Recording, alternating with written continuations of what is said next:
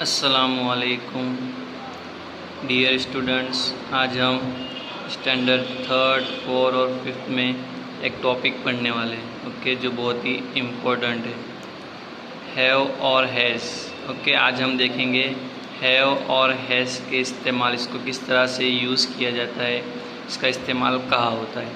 ठीक है, तो आपको यहाँ पर मैं एक सिंपल सी चीज़ समझा देता हूँ। देखिए यहाँ पे आई वी यू दे, अगर सेंटेंस में आई वी यू दे चारों चीज़ें आती हो तो इन चारों के साथ लगेगा हैव। ओके, आपको ये चीज़ याद रखनी है। आई वी यू दे अगर आते हो तो आपको क्या लगाना है, हैव लगाना है। ओके, सेंटेंस के अंदर या खाली जगह के अंदर।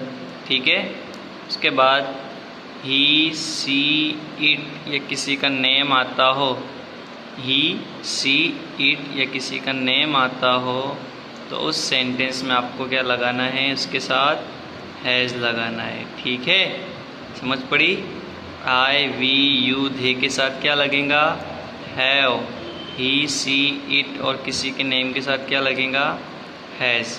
ठीक है, अब हम यहाँ पे कुछ एग्जाम्पल्स करेंगे। ओके, देखिए यहाँ पे आई ब्लैंक अ कार। ओके, मैं आपको ऊपर क्या बताया, अगर आई आता है तो क्या लगाना है, हमें हैव लगाना है। ठीक है, यहाँ पर आई दिखा हमको।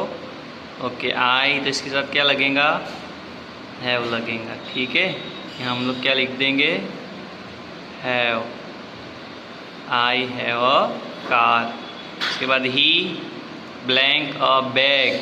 ओके, ही के साथ हमें क्या लगाना है, हैज़। ओके, तो यहाँ ही के साथ क्या आएगा, हैज़ आएगा। ठीक है, तो हम यहाँ पर क्या लिखेंगे, हैज़। ओके, ये आपको याद रखना है, ये आपके एग्ज़ाम्स में भी आएगा और आगे आपको ये बहुत ही काम में आने वाला है। ठीक है, इसके बाद यू, यू के साथ क्या लगेगा, ये रहा यू, यू के साथ हमें पता है हैव लगेगा, तो you have a pen, you have a pen. Okay, अब आपको जो नीचे के सेंटेंस है वो आपको खुद को ही बनाने हैं।